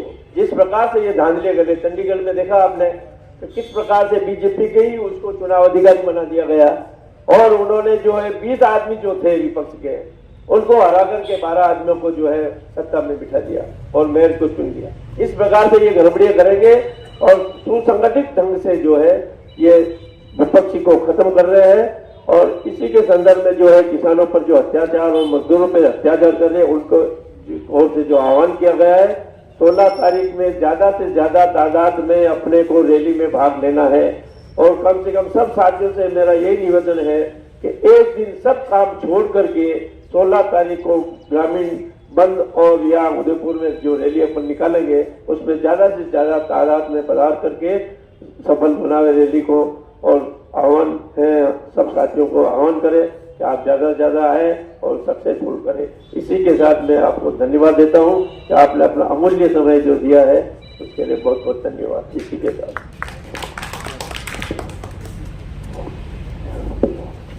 थोड़ा रहिएगा, चाय आ रही है, चाय पी के उठिए। के अंदर तय किया था जैसे पर्चा वितरण के लिए उसमें इंटक के साथी और हमारे कॉमरेड हीरालाल जी ये 2 दिन 14-15 को इंडस्ट्रियल एरिया के अंदर पर्चा वितरण करेंगे। इसके साथ ही हमारा जैसे कि रैली का इसमें पर्चे में दिया हुआ है 11 बजे हम टाउन हॉल के वहां इकट्ठे होंगे। उसके बाद में हमारी रैली का जो रूट भी इसमें मेंशन किया हुआ है, ज्यादा लंबा रूट नहीं है। उसके बाद में हम कलेक्ट्रेट पर एक सभा जो करेंगे विशाल रूप से और द्वारा जिला कलेक्टर हम राष्ट्रपति को ज्ञापन देंगे जिसमें हमारा ये 21 सूत्रीय मांगे रहेगी और हम यही अभी गुजारिश कर सकते हैं कि ज्यादा से ज्यादा संख्या में किसान और मजदूर, क्योंकि ये अब ताकत दिखाने का वक्त है। अगर हम इसमें शक्ति प्रदर्शन करेंगे तो ये आवाज पार्लियामेंट तक जाएगी, निश्चित रूप से जाएगी, क्योंकि ये पूरे देश के अंदर कार्यक्रम हो रहा है। तो ये हमारा रहेगा। इसके अलावा आपको और कोई जानकारी चाहिए तो हमें पूछ लीजिए। हमारा ये जो है कार्यक्रम ऐसे तय है।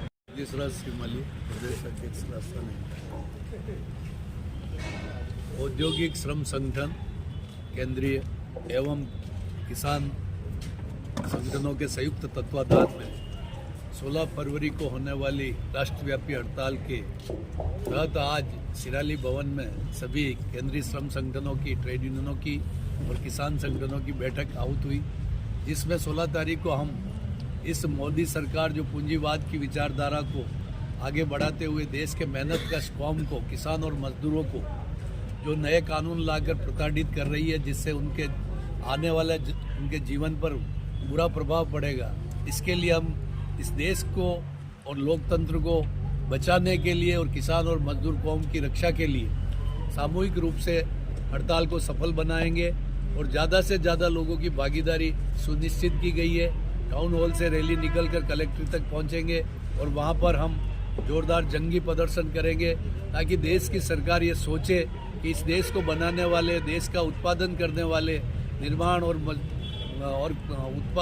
अनाज उत्पादन करने वाले दोनों कम्युनिटी के हितों की रक्षा के लिए हमको आगे इस सरकार को चेतावनी देनी है।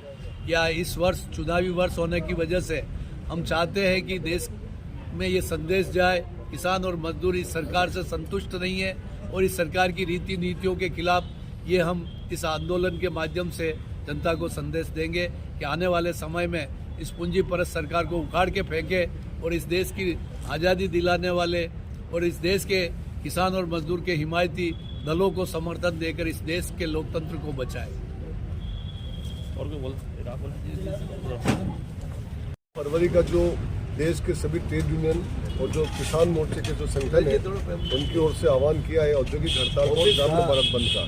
दरअसल ये जो आह्वान है वो न सिर्फ मजदूर किसान की बात करता है, वो देश के संविधान को, देश के लोकतंत्र को बचाने की भी बात करता है। दरअसल हम लोग पिछले 10 साल का अगर आंकड़ों में तथ्यात्मक जानकारी लेंगे तो देखेंगे देश में जो एक आम आदमी है, आम मजदूर किसान है, उसकी जीवन जो बदतर हुआ है, उस पर हमले बढ़े हैं। लेकिन जब टीवी खोलते हैं, अखबार हम लोग पढ़ते हैं तो इस तरह के समाचार आते हैं कि देश विकास कर रहा है, जो एक काल्पनिक विकास के दावे हैं और अगर विकास कुछ है तो सिर्फ और सिर्फ कॉरपोरेट का है, जो आंकड़े भी हमको बताते हैं।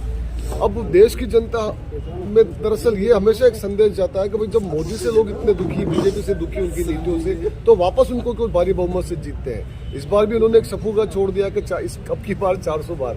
हम ये कहना चाहते हैं कि देश की जनता का मोदी से और बीजेपी से लड़ना कोई मुश्किल नहीं है, बहुत आसान है। लेकिन वो होता क्या है, जब देश की जनता उस नीतियों के खिलाफ लड़ने सामने आती है तो वो राम जी को और धर्म को सामने ले आते हैं, तो उस ऐसे हालात में लड़ना मुश्किल हो जाता है। और ये नारे लगाते हैं कि जो राम जी को लेके आए हम उनको लेके आएंगे। हम ये कहना चाहता है कि वो राम जी को नहीं लाए, राम जी का नाम लेके वो सत्ता में आए। अगर इतने ही ताकतवर है वो, तो वो क्यों नहीं विजय माल्या को लेके आ जाते, क्यों नहीं नीरव मोदी को ले आते, क्यों नहीं जो वादा किया था काला धन लेके आएंगे वो लेके आ जाते। तो इस तरह का जो धार्मिक जो हमारी भावना है, जो व्यक्तिगत आस्था का मामला है, उसको सार्वजनिक मंचों पे लाकर इस तरह से हमारे देश के जो प्रधानमंत्री है, दुख होता है। वो पूरे देश की आम जनता के हैं, लेकिन किस तरह से आडंबर करके वो जनता को गुमराह कर रहे हैं और जो असली जो मुद्दे हैं देश की जनता से उनका ध्यान भटका रहे हैं। लेकिन ये मौका है कि इस बार देश की जनता इस सच्चाई को समझ रही है कि धर्म का इस्तेमाल करके ये ज़्यादा दिन तक नहीं चल पाएंगे। हिटलर ने भी राष्ट्रवाद का नारा दिया, लेकिन वो एक स्थिति ऐसी आई कि उसको आत्महत्या करनी पड़ी। इसलिए देश को जिस संकट में वो ले आए, मुझे लगता है देश की जनता, ये जो 16 फरवरी का जो हमारा एक बड़ा आंदोलन आ रहा है देश के स्तर पे, तो ये लगता है कि एक तरह से जो चुनौती लोकसभा चुनाव में आने वाले वक्त में देंगे, तो ये 400 सीट पर तो लड़ेंगे नहीं, 400 का दावा कर रहे हैं, ये 200 के अंदर जाएंगे, तय बात है। और इस देश में ऐसी सरकार आने वाले वक्त में बनेगी जो देश की आम जनता का जो है बेहतरी का सपना देखे और उसकी कदम उठाए।